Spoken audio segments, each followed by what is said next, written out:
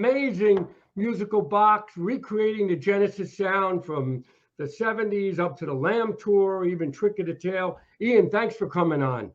My pleasure. Thanks for having me. I just got to start off by saying I saw you about 10 days ago, 11 days ago. It was really phenomenal at the State Theater. I mean, you guys got the light show, the sound. Now, do you have a new drummer? Because I saw you a year before.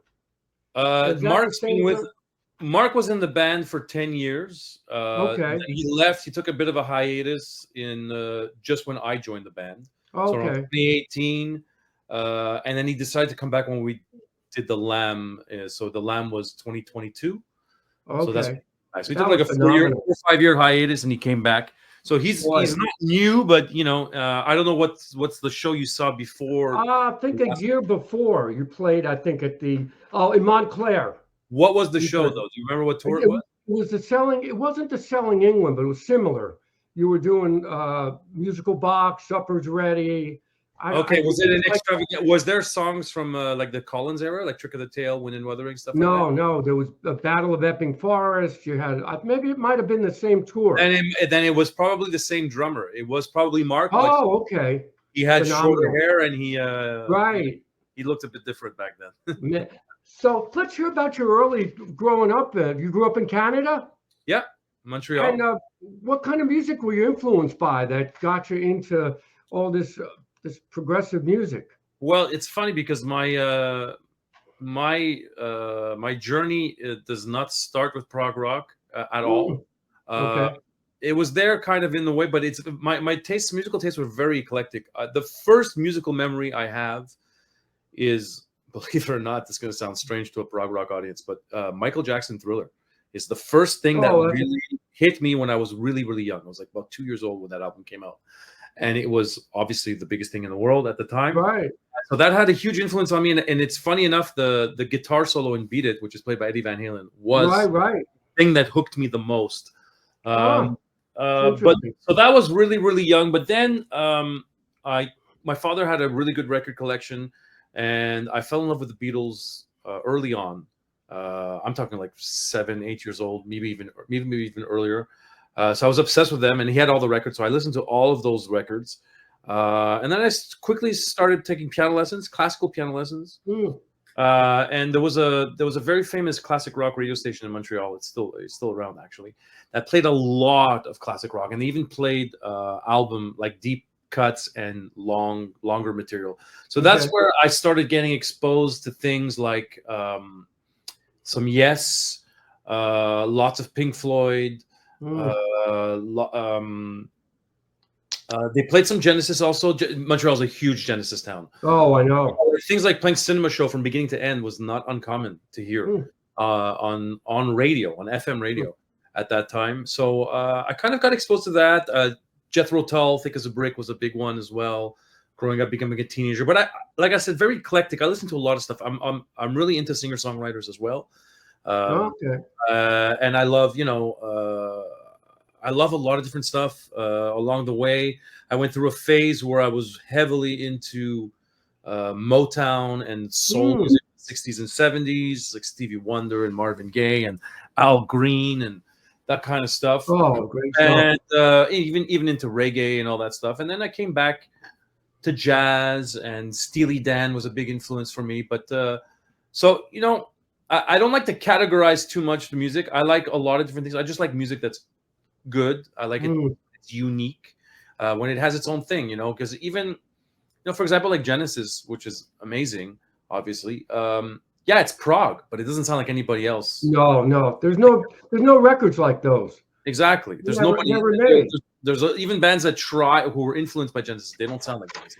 And same thing could be said of Yes, and something could be said of Pink Floyd and Led Zeppelin, and all these great artists. That's the thing, is that they sound like themselves. They have all these desperate influences, and they kind of blend together. And it makes a sound that's similar to other bands, but it's still their own thing. Now, here's the record I was first listened to. Yeah. I mean, it's incredible. I mean, it sounds like it's its own world there. I mean, Foxtrot is great too, but that record for some reason really just, and then to Selling England, of course, but what was the first songs that you listened to from Genesis that really stuff, because you play those parts just like perfect. Oh, thank you very much. It's again funny history. Whereas I was born in 1980, so like I said, that's why Michael Jackson Thriller. I was 2 when that came out, and obviously being a kid, it's huge. So the first exposure I had to Genesis, at least the earliest memory I have, is the video to Land of Confusion, which is completely opposite to what I'm playing with the musical box. But I was 6, and that's big. So I was exposed to that Genesis first. And I actually fell in love with it. I thought it was excellent. And funny enough, the thing that hooked me the most were the keyboard parts. Oh, of course. All the chord changes. Because even though it was more pop at that time than the 70s stuff, Tony Banks is still there. And his unique approach with chord changes and sound was still there. It was just done in a much more streamlined, kind of less apparent way. So that always hooked me. But then by the time I was, I don't know, 17, 18, I started playing professionally in bands. Okay. With older guys. And the band leader was a massive Genesis fan. Oh, okay. Early Genesis. And he kept on telling me, stop listening to that crap 80s stuff. You got to go back to the 70s. It's it's got nothing to do with this. It's and I'm like, man, no, this stuff is good. I like Mama and Land of Confusion. I think that they're good songs.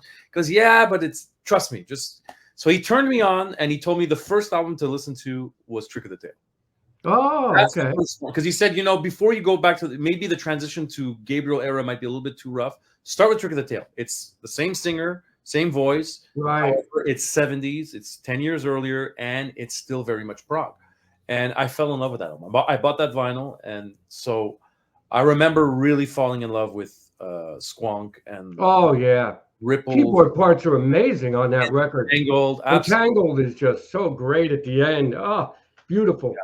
Tony Banks is such an unsung hero in that whole prog era. Nobody thinks of him because maybe he didn't do as much solo music that people really appreciated, but his playing, just to watch you the other night, how complicated some of those parts are.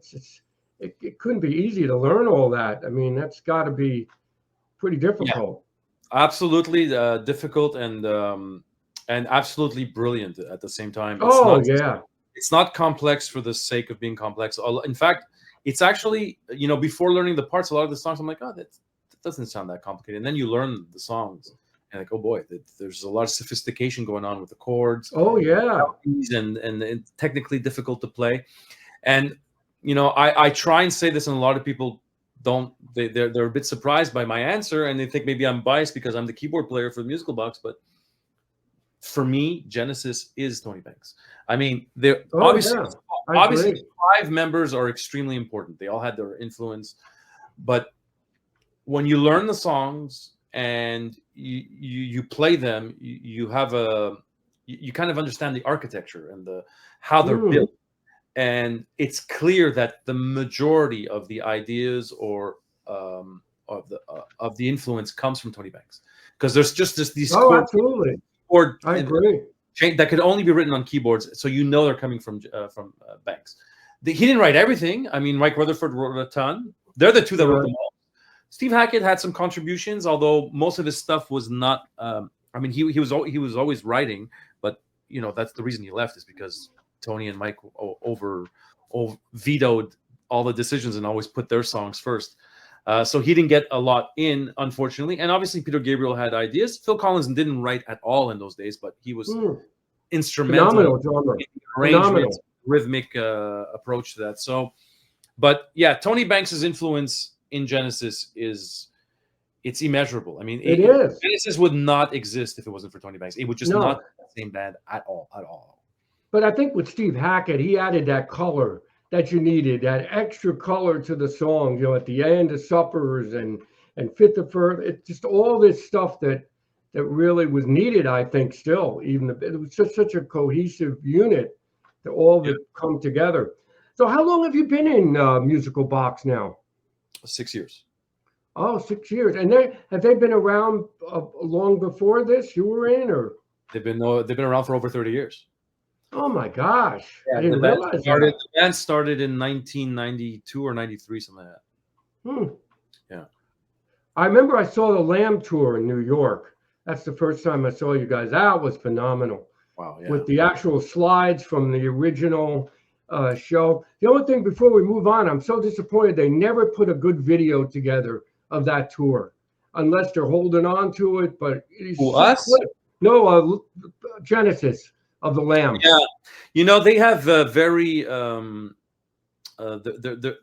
have a lot. I think their appreciation for the Lamb has been tainted because there was a lot of turmoil in those days during the recording and during the tour. There was this dark cloud hanging over the whole thing. You know, Peter Gabriel almost lost his daughter. He left and during the sessions, came back, and then during the tour announced to the guys that he was quitting after the tour. And you know, that's where the friction started between him and the band. So I think that the whole Lamb thing does not bring back a lot of good memories for them, even though epic piece of music. The album is phenomenal, and the whole what they did is unreal, especially at that age. It's incredibly ambitious and technically advanced.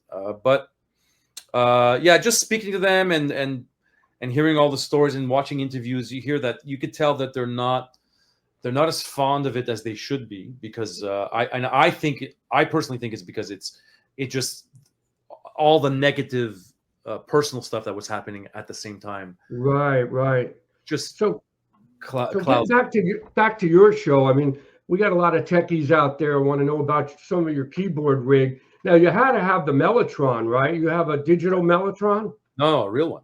Real one? Yeah. We have a real M400 from the 70s that we bought. It used to belong to a French-Canadian prog rock band called Morse Code. Wow. And we bought it last year. No, actually, before the Selling England tour started, which was like about a year and a half ago.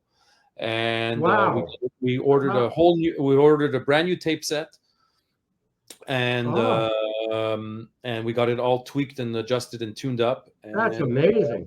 A new paint job, and it's been on the road ever since, and it's phenomenal. And actually, I can announce this officially because I just heard the news. Sure. We also just purchased a Mark II, which is the mellotron the model mellotron that's on Nursery Crime and Foxtrot.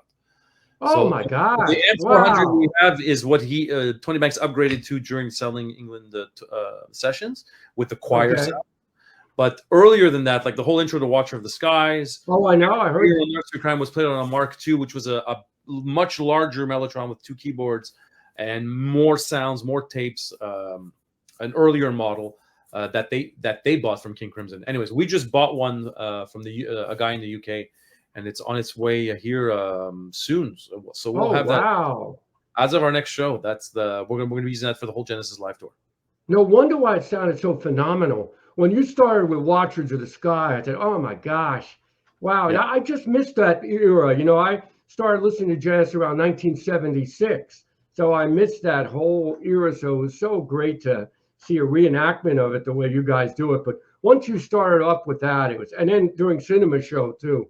It was like, wow, this is just like, man. Yeah. I was wondering, because now they have that digital version of it. Have you been using that? We have that. That's what we had before the M4000D. It's branded by Mellotron, but it's a guy in Sweden who makes it. And that's what we had, and we still have it. I have it as a backup in case there's issues with the real Mellotron. And also, what I was using it for the Genesis live shows up until now because, like I said, the Mark II that was used in the earlier days had 2 keyboards on it with more sounds. Oh, so okay. The M400 we have, which is the later model, which is what he used from Selling England on, only has 3 sounds on the tape set. Oh my God, really? To be able to play the other parts, I needed a second mellotron, so I stacked the digital one on top of the real one, and then I have all the sound, and I'm able to play both of them at the same time for Watcher of the Skies and other stuff. So. But yeah, that won't be necessary on the next tour because we're going to use the real Mark II. But we're still going to keep the digital around as a backup, just in case. You never know, right? Yeah, because those must be difficult to. Is it hard to transport that kind of unit? I know they had a lot of trouble bands in the 70s with that unit. Yeah, well, it's all mechanical. If you're careful with it, we put it in a good road case. It goes in the truck. It's very locked up, so it doesn't move around too much. Obviously, the vibration while you're driving around is never good, but so far it's been holding up great. We have a guy who's on 24-hour call. If ever things go down, to call him and help us tweak it or adjust it, because it does need some little tune-ups every once in a while. Things go out of tune, or things are not quite working as they should. But as long as you maintain it properly, it runs beautifully. So okay. I thought so. Now, who puts together your lights and all the costumes for Dennis? I mean, it's just really great how you were able to get all that together. Well, Dennis actually makes his own costumes. Oh, he does. Yeah, he does it. I think he used to have. I think he obviously works with a costume designer, but I mean he does the designs, and he chooses the materials, and he kind of puts them together and maintains them based on obviously on a bunch of photos, and I think he's even seen some of the real costumes at Real World or at I don't know where. Oh, he's been there. Okay. This was before I was in the band, but I think Peter Gabriel still has some of the costumes, so he was able to see some of them and to reproduce them as authentically as possible. Yeah. Now, while you're on the band, have you been able to meet the members of the band from Genesis and talk to them about the show? Me personally, no, because I came a little bit later. But all 5 members have contributed to the musical box. Okay. But this is way back in the early 2000s when we first started touring in England and needing the license for the Lamb, because to do the Lamb you need the license, and Peter Gabriel brought his kids to our first UK show to show them what we did when he was younger. Steve Hackett came and did a few encores at the Royal Albert Hall, and I think even once in Switzerland. I'm not sure. Phil Collins, who was living at the time in Switzerland, came to our Lamb show and played an encore with us. That's on YouTube. Oh, wow. So there's a video of that on YouTube. Okay. I think there's a video of the Steve Hackett one as well. And Tony Banks and Mike Rutherford, again, with the Lamb license, they facilitated that, and they invited us to the farm to hear the multi-tracks at their studio. Oh, wow. That must have been phenomenal. Hear all the parts in isolation to really be able to transcribe them properly and hear the sounds, and so we have access to information that nobody else has, really. Oh, okay. Well, they've designated you guys as the band to see for their music, and it shows. I mean, and the way Dennis remembers all those lyrics.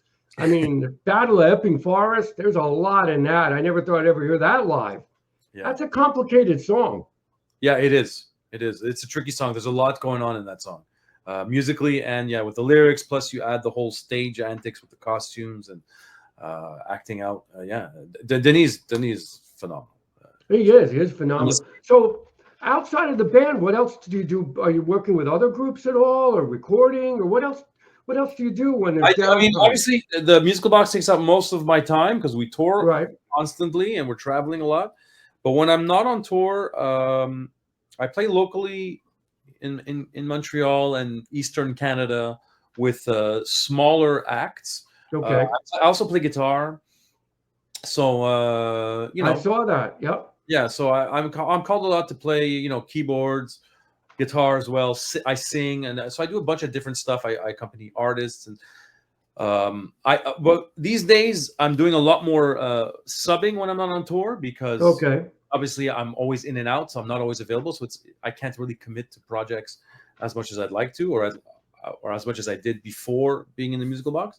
But I'm still there. I'm still active, and I'm constantly playing live in and around town for all kinds of different things.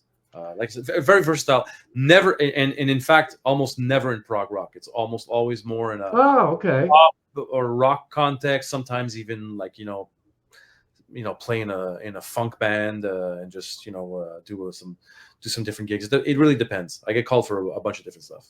I'm sure, but look, the way I see you play, it looks like you've always been in prog rock. The way you have those parts down to. Well, Tony Banks is a major influence, and I love Genesis. So Yeah. Oh yeah.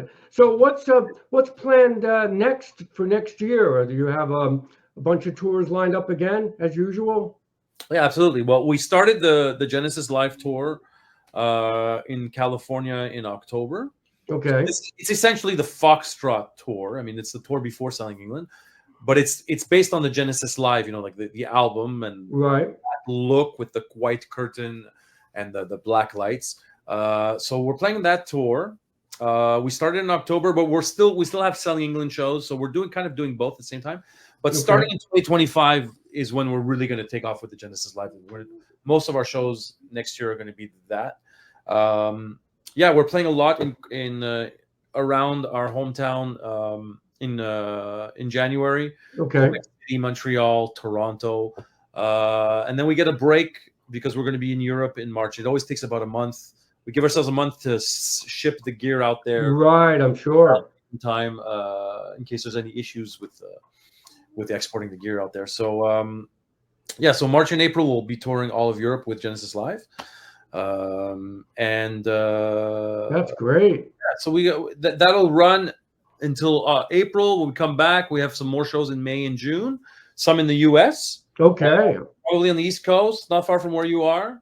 I'll catch you again, without a doubt. We should be in that area, you know, like around New York, Philly, Midwest. We'll announce those dates pretty soon. And yeah, then we have summers off, and then we'll probably continue Genesis Live into the fall. And no, the Lamb you're not going to do again for a while. Lamb Lies Down on Broadway. Right now, I mean, the plan is that it's retired. Oh, okay. Because it's a huge production, and it's the third time we do it.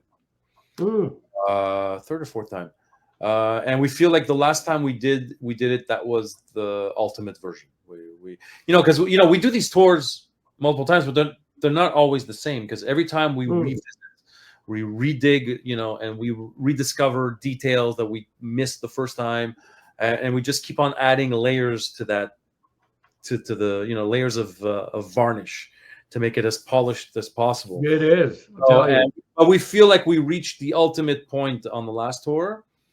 So it's probably retired, but we'll see. You never know. Ever since then, we've had a lot of demand for it. You never know. Right now, we have other plans for future tours. I think what's most likely to happen is that we will play Lamb songs or excerpts from the Lamb as part of another show. Oh, okay. Part of a show where we might mix some eras, kind of like the Genesis Extravaganza shows that we did a couple of years ago, where we mixed eras. We did Trick of the Tail stuff. We did Wind and Wuthering stuff. Oh, we okay. also did really early stuff from Trespass. So maybe another show like that. There's nothing official yet, but we discuss ideas, and there's room for definitely doing a show like that where there's songs from the Lamb. Oh, I can't wait to hear that. That's going to be great. And I hope you play in the area again. I'm not going to miss it. I'm going to miss another one of your shows. If you're a fan, especially of that era, you understand what's going on. Even if you're not a fan of Genesis, you guys still put on a phenomenal show. I mean, yeah, it's really something to see. Yeah, thanks. It's a great experience. I mean, yeah, like you said, even if you're a fan, for sure you have to come. And then if you're not a fan, it's a great way to discover how incredible, not just the music, but the whole visual and theatrical side of it. When it's all put together, it kind of transports you into another place. It does. It does. It's pretty magical. And considering these guys were in their early 20s doing this back then, it's unbelievable. The playing is just so incredible to do and see, and your parts too. I mean, Tony Banks, as I said, is so underrated, and you bring it to life. It's really fantastic. So it was a pleasure having you on, Ian. I'll hopefully see you at the next show, but I just got to tell everybody, don't miss this band. You guys, a Musical Box is phenomenal. If you're a Genesis fan, get out and see you guys. It's worth every penny and every trip out to see you, regardless of the weather, snow, sleet, or rain. I'm going to be there, and I'm sure the rest of the fans, because people next to me were really big fans. So we left there very happy. It was a great show. Thank you for the effort in doing it. Well, thank you very much for the kind words. Thanks for having me. It was a pleasure, and next time, hopefully we'll meet in person after the show. I hope so. And I'll come backstage and say hello, maybe, and meet you guys. So that'll be fun. So anyway, good luck on next year's tours. Have a happy holiday, and keep that great music going. Thank you so much. Thanks for coming on. Take care. Bye-bye now, Ian. See you.